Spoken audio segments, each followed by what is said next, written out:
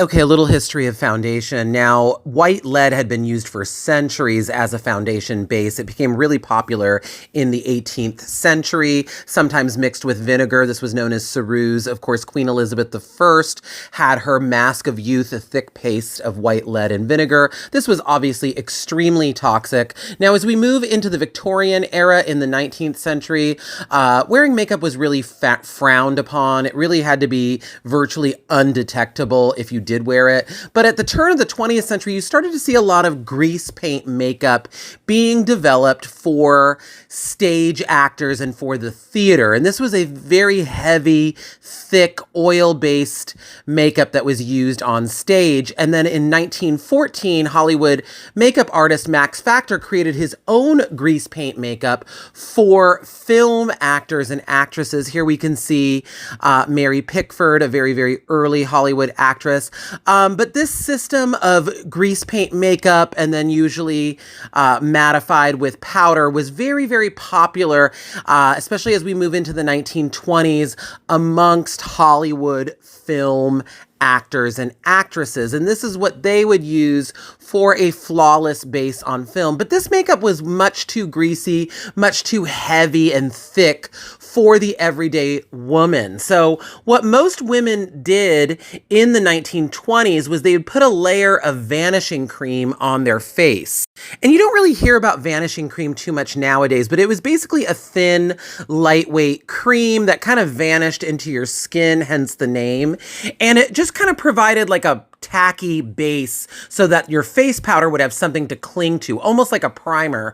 And so a lot of the face powders at that time in the 1920s were very, very full coverage. So you had your tacky vanishing cream base, and then you would apply your powder over it. And that's what the everyday average woman would use kind of as their foundation base. And this system was basically used, you know, through the 1930s, or at least the mid 1930s, just your vanishing cream and then your powder. But as we move into the mid to late 1930s, Max Factor came out with his Pancake Makeup, and he started using that on Hollywood celebrities and movie actresses. But soon he marketed it for the general public. And here you can see an early Max Factor Pancake Makeup. And this became the first kind of widely available foundation to just the general public. It wasn't as thick, it wasn't as greasy as those previous grease paints were.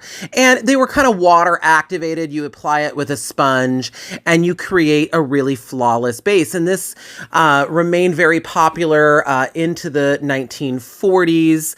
Then in 1947, Max Factor came out with his Pan Stick makeup, a creamy type makeup in kind of a stick format. He also came out with his Erase concealer for, you know, concealing dark circles. And then liquid makeup came out in the 1940s as well, lotion or liquid style foundation. So you really saw kind of like this explosion of different foundations become available in the 1940s. And it was really about that kind of perfected, flawless base. And as we move into the 1950s, you started to see a lot of different brands come into the market with different foundations and different foundation formulas.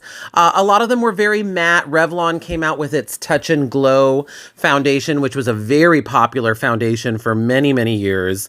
And other brands as well. Woodbury Dream Stuff foundation was very popular in the 50s. And then Dream Glow foundation, which was a little bit more sheer. Even Max Factor came out with some sheerer formulas, Sheer Genius. And then as we move into the 1960s, you know, a more natural foundation base became more coveted, something that would let your own natural skin shine through.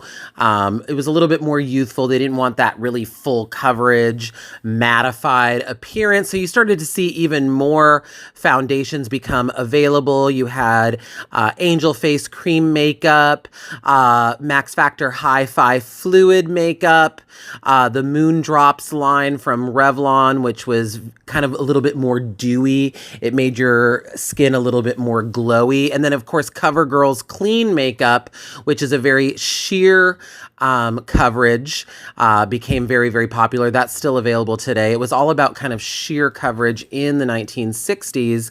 And, you know, nowadays you see a lot of different makeup brands and a lot more color variation for different skin tones as well. But a lot of the formulations are kind of the same as they were in decades past.